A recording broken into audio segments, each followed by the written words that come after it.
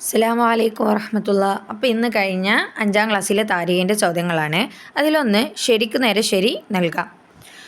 നോക്കാം. 1 അത്ഫാൻ, വംശം, ഗോത്രം. അതിലേതാണോ ശരി അതിൽ ശരിയിട്ട് കൊടുക്കാം. 2 നബി സല്ലല്ലാഹു അലൈഹി വസല്ലമ തങ്ങളുടെ പിതൃവ്യൻ ഹംസ റളിയല്ലാഹു അൻഹു, അബ്ദുൽ മുത്തലിബ്. 3 ജബലു റുമാത്ത്, കിണർ, പർവ്വതം. 4 ഉഹുദിൽ മുസ്ലിങ്ങളുടെ പതാക വഹിച്ചത് ഹംസ റളിയല്ലാഹു അൻഹു, മുസ്അബ് ഇബ്നു ഉമൈർ റളിയല്ലാഹു അൻഹു. 5 അബൂജഹൽ കൊല്ലപ്പെട്ട യുദ്ധം ഖന്തക്ക്, ബദർ. 6 മദീനയിൽ ജോതഗോത്രം ബനു തൈമ്, ബനു ഖുറൈള. ഇനി രണ്ടാമത്തത് പൂർത്തിയാക്കാം. വിട്ടഭാഗം എന്ത് ചെയ്യുക, പൂർത്തിയാക്കി കൊടുക്കുക. അതിലൊന്ന് അക്രമമല്ല ആത്മരക്ഷയാണ് ഇസ്ലാമിൻ്റെ യുദ്ധങ്ങളുടെ ഡേഷ്.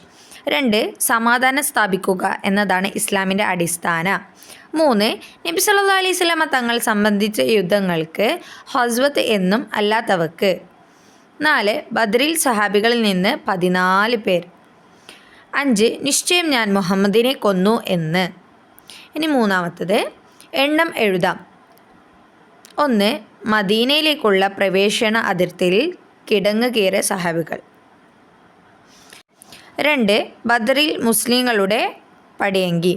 3 ബദറിലെ ഖുറേഷികളുടെ കുതിരകൾ. 4 ബദറിൽ മുസ്ലിങ്ങളുടെ കുതിരകൾ.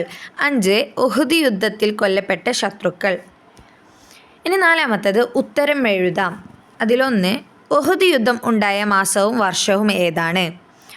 2 ഹന്തക്കിന് അഹ്സാബ് യുദ്ധം എന്ന് പറയാൻ കാരണമെന്ത്? 3 ബദറിൽ ദരിദ്രരായ തടവുകാർ മോചനം നേടിയത് എങ്ങനെയായിരുന്നു?